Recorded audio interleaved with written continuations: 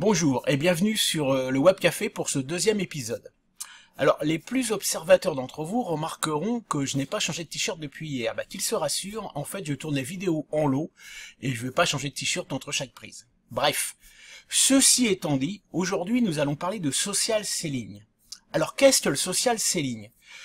Dans le processus de vente d'un produit ou d'un service, il y a une étape extrêmement importante qu'on appelle la prospection. C'est le fait d'acquérir des nouveaux prospects.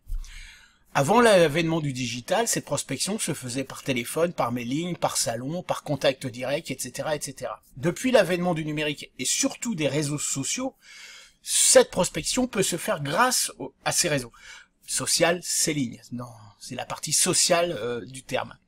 Donc en fait, en B2B, on va s'intéresser à des réseaux sociaux comme LinkedIn ou Viadeo, un peu Facebook, on en reparlera dans une autre émission. En B2C, on va utiliser à peu près tous les réseaux sociaux qui nous intéressent, excepté peut-être LinkedIn et Viadeo justement.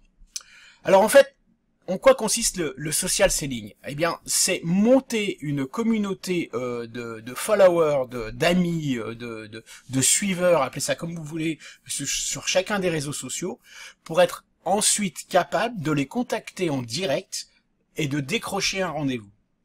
Cette prospection numérique est beaucoup moins coûteuse en termes de ressources et en termes de temps. Un seul commercial peut abattre beaucoup plus de travail qu'il y a quelques années, et surtout relativement efficace. Le social selling est très bien implanté dans les grosses boîtes, c'est-à-dire que, par exemple, je suis allé vendredi dernier au Social Selling Forum qui était organisé par Oracle.